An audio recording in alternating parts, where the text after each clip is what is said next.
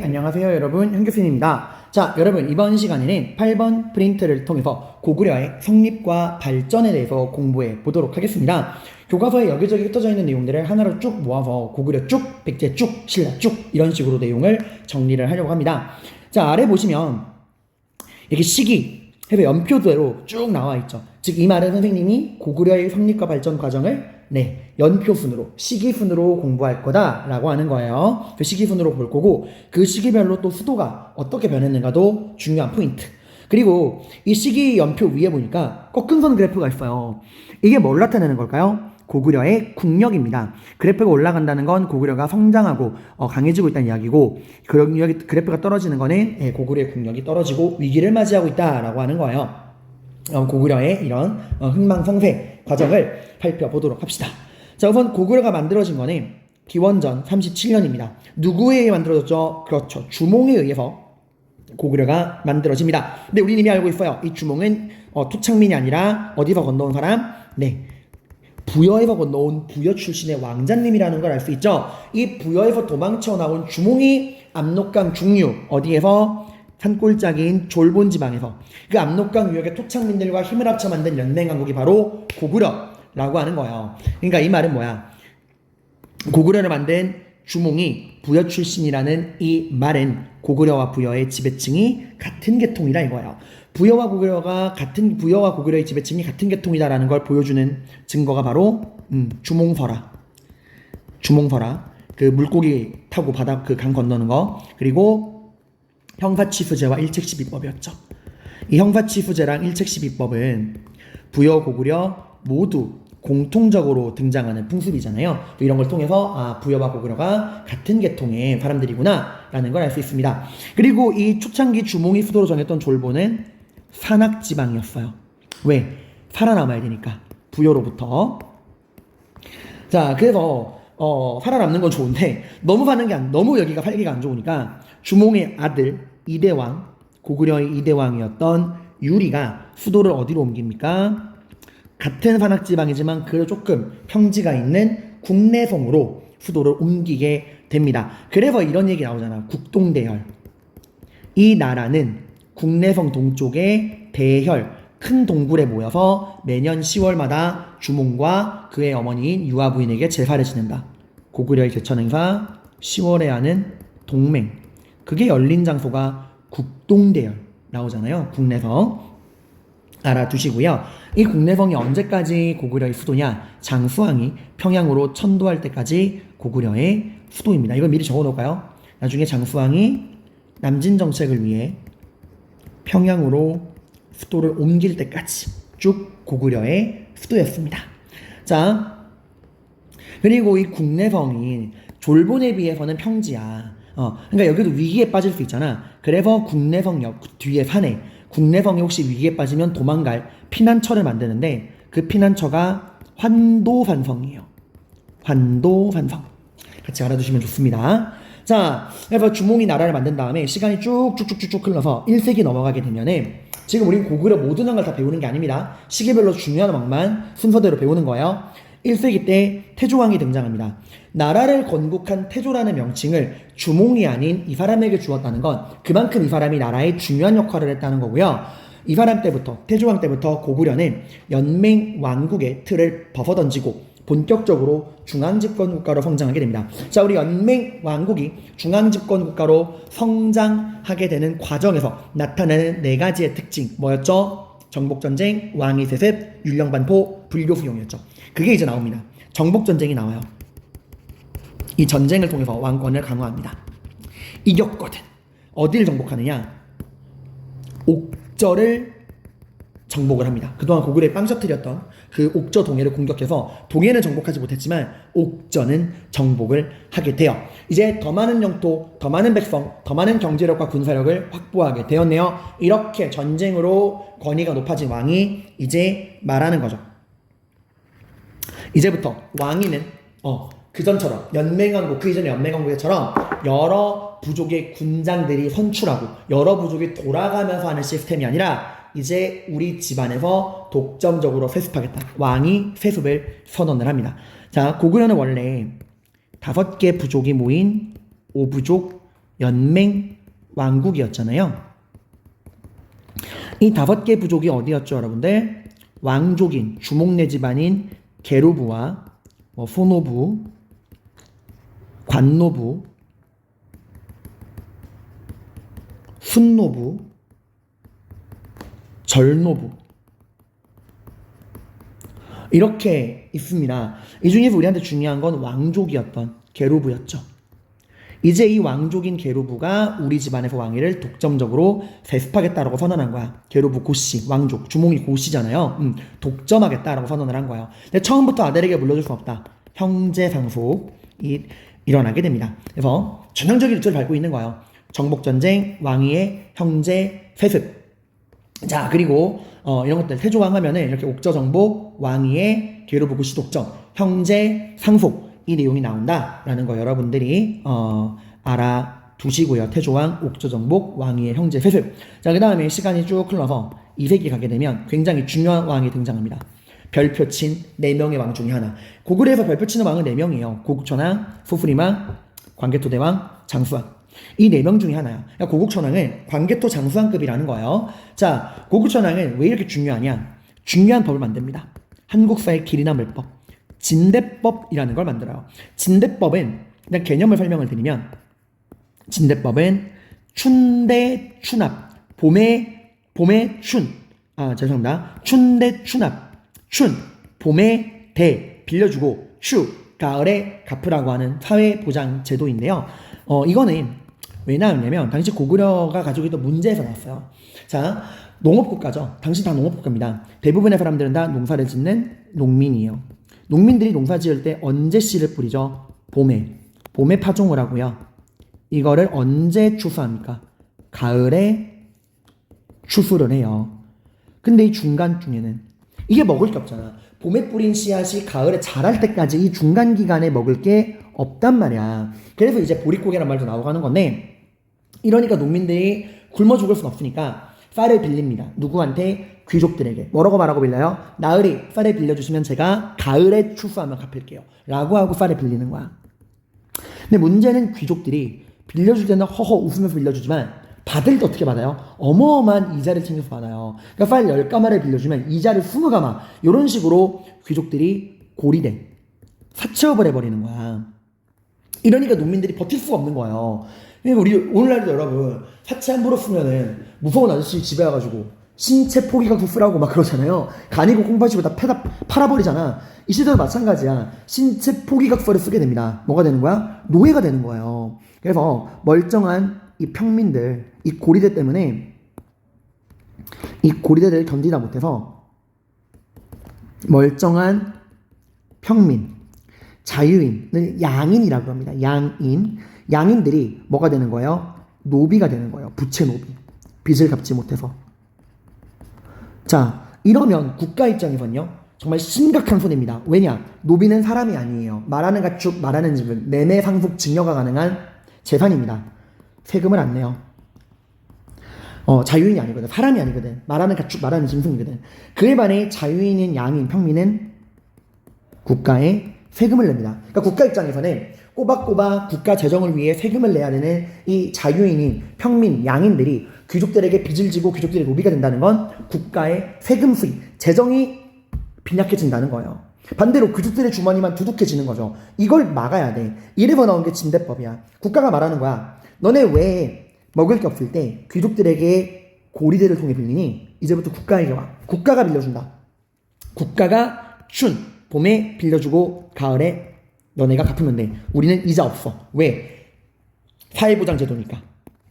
자, 이런 정책을 하는 이유는 자유인인 양인을 확보하기 위한 겁니다. 자유인인 양인을 확보하기 위한 거예요. 그래서 멀쩡한 양인들이 귀족들에게 빚을 지고 노예가 되는 걸 막는 거지. 왜? 이렇게 양인들을 확보하면은 뭐가 늘어요? 그렇죠. 세금 수입이 늘고 국가 재정이 두둑해집니다. 백성들 삶도 안정되는 거예요. 국가 재정이 두둑해지면 당연히 누구 주머니가 빵빵해지는 거예요? 왕의 주머니가 빵빵해지고 그만큼 왕의 힘은 강해질 것이고 반대급부로 귀족들의 힘은 약화될 겁니다. 그래서 역사에 나오는 세종대왕, 영조, 정조 이런 성군들이 백성들의 삶에 관심을 가지는 건 그들이 그 백성들을 사랑할 수도 있지만 백성들의 삶이 안정돼야 국가가 꼬박꼬박 세금을 안정적으로 거둘 수 있고 국가 재정이 튼튼해지고 그게 그 왕의 힘이 되기 때문에 그래요. 자, 이러한 진대법은 당시 몰락귀족이었던 을파소가 건의를 해서 만들어진 겁니다. 을파소라는 이름도 같이 알아두세요. 고국천왕이 파격적으로 재상으로 임명한 사람이야. 본인이 몰락귀족이니까 백성들이 무엇 때문에 힘든지 알 수 있었던 거예요. 이런 진대법은 그 이후에도 계속됩니다. 자, 이 봄에 가난한 백성들에게 먹을 걸 빌려주고 가을에 갚게 하는 이 춘대춘합의 정신은 고려시대에는 의창이라는 이름으로, 이 의가 정의로운 의자, justice, 정의로운 창고, 백성들에게 쌀을 빌려주는 정의로운 창고. 조선시대에는 환곡. 그러니까 환곡도 원래는 좋게 시작한 거야. 이자가 아예 없거나 나 있어도 굉장히 저렴한 제로 백성들을 구제해주는 제도였는데 이게 조선 후기 때 맛이 가죠. 삼정의 문란. 그러니까 이제 국가마저도 백성들의 상대로 고리대를 시작을 하니 백성들이 도저히 견딜 바가 없으니까 조선 후기 삼정의 문란 때 그렇게 농민 반란이 막 터지는 거야. 인술 농민봉기. 이걸 해결하려고 흥선대원군이 사창제를 시행을 하죠. 자, 그리고 이 자유인인 양인을 확보하겠다라고 하는 이 정신은 고려시대 때 광종의 노비안건법, 공민왕의 전민 변정 도감으로 이어지게 됩니다. 자, 광종의 노비안건법과 공민왕의 전민변정 도감은 여러분들이 좀 체크를 확실하게 해주셔야 돼요. 이게 광종은 태조 왕건의 아들입니다. 그러니까 이때만 해도 태조 왕건이 후삼국을 통일하는 과정에서 호족들의 힘을 너무 많이 빌리고 호족들의 편의를 너무 많이 봐줘요. 그래가지고 막 결혼도 하고 난리가 났잖아. 자식만 26명, 아들만 26명이에요. 이러다 보니까 호족들의 힘이 너무 강해지는 거야. 이때의 고려는 호족 연합 정권이었어요. 호족들의 힘이 왕권을 뛰어넘는 시대였습니다. 그러니까 이제 광종 입장에서는 당연히 호족들의 힘을 누르고 왕권을 강화시켜야 되는 거야. 그래서 시행한 게 노비안건법. 그러니까 이 호족들이 멀쩡한 백성들을 잡아다가 불법적으로 노비를 만드는 일이 굉장히 많았어요. 그거를 조사하겠다 이거죠. 전국의 노비들을 안검, 조사해서 원래 노비였던 사람들은 내비두지만 원래 노비가 아니었고 원래 자유인, 양인이었는데 토족들에 의해 억울하게 노비가 된 사람들은 다 원래 신분으로 돌려주겠다라고 하는 거예요. 그래서 호족들의 힘을 견제하는 거죠. 공민왕은 이때 원간섭기입니다. 원나라의 지배를 받던 원간섭기고 친원파였던 권문세족이 지배층으로 성장하게 되는데 이놈들이 하는 짓거리가 참 가관이에요. 멀쩡한 백성들 뚝배기를 깨고 백성의 땅을 빼앗는 것도 모자라 그 땅에 살고 있는 백성들을 노예로 만들어버리는 짓거리를 하고 있었던 겁니다. 그래서 공민왕이 전민변정도감을 만듭니다. 이 전민변정도감은 전, 땅과 민, 백성들을 조사해서 토지는 원래 주인에게, 이렇게 뺏긴 게 있으면 토지는 원래 주인에게, 멀쩡한 자유인이 노비가 됐다면 그 노비는 다시 원래 신분인 자유인으로, 이렇게 토지는 원래 주인에게, 양인은 원래 신분인 양인으로 이렇게 변정, 올바르게 되돌리는 기구라는 거예요. 자, 둘 다 주의할 점은 신분의 방, 노예의 방 그런 게 아닙니다. 가보기역처럼 노예의 방이 아니에요. 원래 노비는 내비두는 거야. 원래 노비가 아니었다가 억울하게 노비가 된 사람들을 양인으로 돌려주겠다. 그래서 양인을 확보해서 세금 걷어서 국가 재정을 튼튼하게 하겠다라는 거예요. 진대법 굉장히 중요하고요. 그럼 진대법만큼 중요한 게 이겁니다. 오부 개편. 이 문장이 되게 잘 나와요. 부족적 오부를 행정적 오부로 개편했다. 부족적 오부를 행정적 오부로 개편했다는 말이 굉장히 잘 나옵니다. 이게 무슨 말이냐면은 이제 왕의 힘이 강해지면서 진대법으로 이제 국가재정 빵빵해지고 하면서 왕의 힘이 더 강해졌잖아. 그래서 이제 왕이 선언을 한 거야.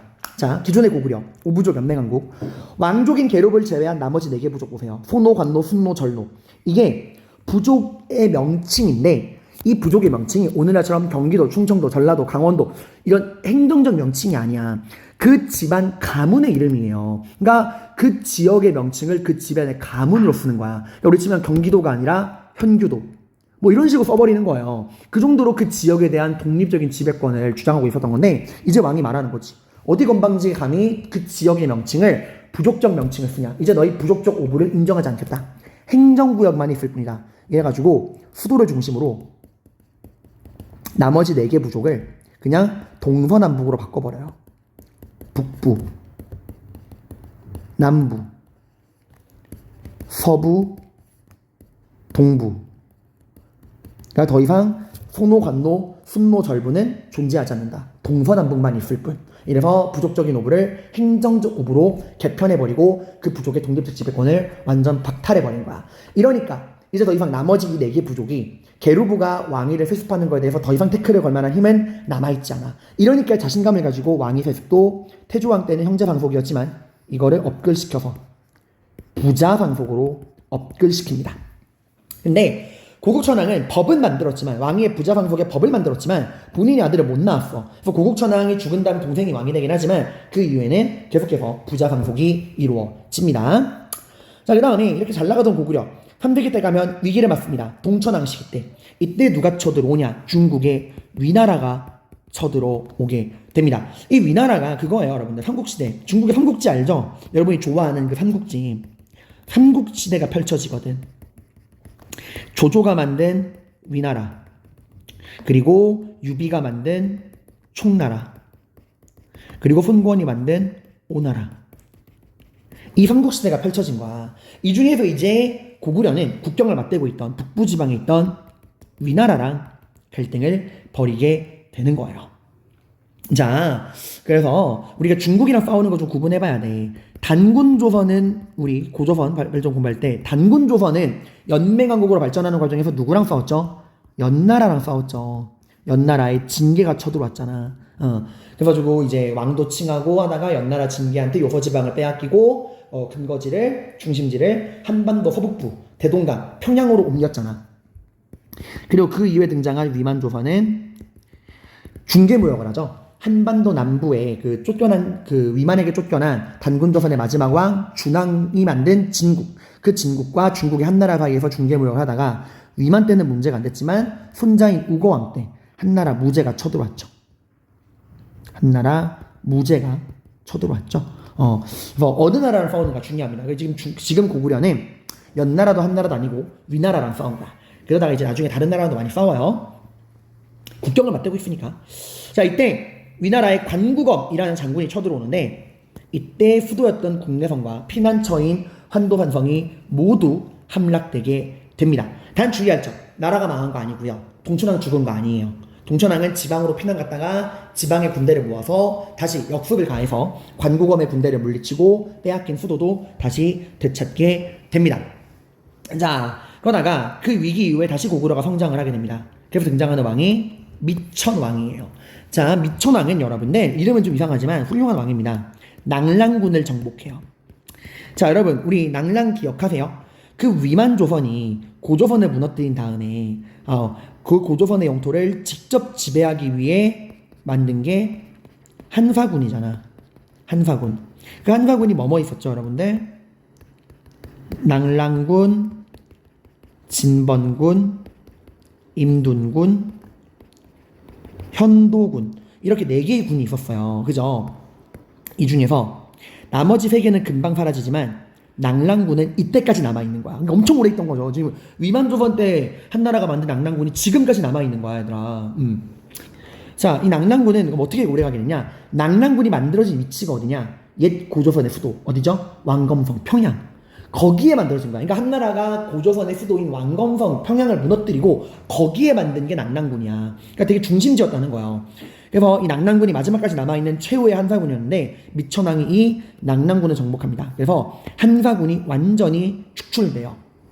자, 그리고 이제 어디까지 왔다는 거야, 고구려가? 그치, 옛 고조선의 중심지 대동강, 평양까지 내려왔다라는 건데 이게 가지고 온 문제는 뭐냐면, 자, 여기 이제 우리나라를 한번 그려볼게요. 우리 한반도 여기 일본 있고 제주도, 독도 있고. 자, 여기 위에 이제 고구려가 있고요. 그리고 한강 유역에서 시작한 백제가 있습니다. 근데 지금 가운데인 평양 지역에 뭐가 있어요? 낭랑이 있잖아. 대동강 유역에.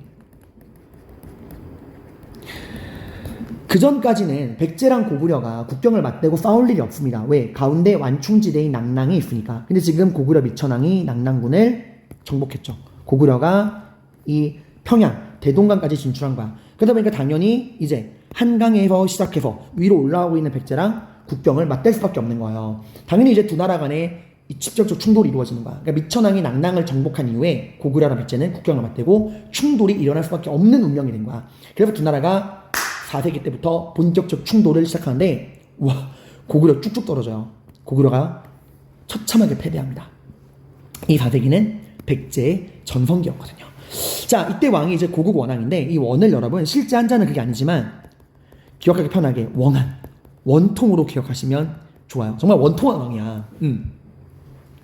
이때 중국도 쳐들어옵니다. 고국 원왕은 처음엔 중국이랑 싸워요. 이때 중국은 발음에 주의하세요. 전연이 쳐들어와요. 이번에도 또 수도가 무너집니다. 그러니까 국내성이 지금 무너진 게 두 번째죠. 동천왕 때. 그리고 고국 원왕 때. 동천왕 때는 누구한테 무너진 거야? 그치, 위나라한테 무너진 거고, 지금 고국 원왕 때는 전현에게 무너진 거죠, 여러분들. 구분합시다. 자, 근데 이때는 문제가 심각했던 게 전현이 성격이 더러워가지고 전현이 공내성을 함락시킨 다음에 고국 원왕의 아버지였던 미천왕의 무덤을 도굴 합니다. 그래서 미천왕 시신을 도굴해 가요. 그리고 미천왕의 아내이자 고국 원왕의 엄마는 살아있었거든. 포로로 잡아갑니다. 그러니까 나라가 완전 개박살이 난 거예요. 그래서 이 이제 전현이 물러간 이후에 고구려 난리가 난 거야. 특히 왕의 권위는 떨어질 수밖에 없죠. 전쟁은 도박이라고 했죠. 이기면 모든 것 같지만 패배하면 모든 걸 잃어. 당연히 이제 왕권이 땅에 떨어질 수밖에 없는 거야. 전쟁에 진 왕이니까. 그래서 고국 원왕은 본인의 왕권을 강화하기 위해서 어떻게 해야 돼? 보여줘야 돼. 뭐를? 이기는 모습을 보여줘야겠죠. 그래서 고국 원왕은 중국이랑은 상대가 안 되니까 상대적으로 만만하게 느껴졌던 남쪽에 있던 미천왕 이후에 평양을 차지하면서 국경을 맞대게 된 백제에게 시비를 걸어요. 근데 문제는 그때 백제가 최전성기였다는 거야. 그래서 근초고왕이 화가 나서 고구려가 새로 차지한 이 평양 지역으로 쳐들어옵니다.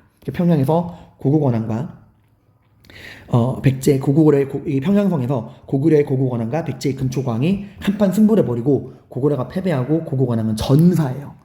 고구려의 역사에서 여러분 왕이 내부의 반란이 아니라 외적의 침입으로 전사한 건 이때가 처음이에요. 이때밖에 없어. 고구려 역사에서 외적의 침입으로 왕이 전사한 건 이때가 처음이자 마지막입니다. 그 정도로 심각한 위기를 맞이한 거예요. 근데 보세요. 이 이후에 다시 국력이 쭉쭉쭉 올라가죠. 이 말은 뭐야? 고국 원왕 다음에 왕이 된 푸푸리망, 고국 원왕의 아들인 푸푸리망이 이 위기를 슬기롭게 극복했다는 거야. 그러면 푸푸리망은 어떻게 이 위기를 극복했는가? 여기서는 길이가 길어지니까 한번 끊고 다시 가도록 하겠습니다.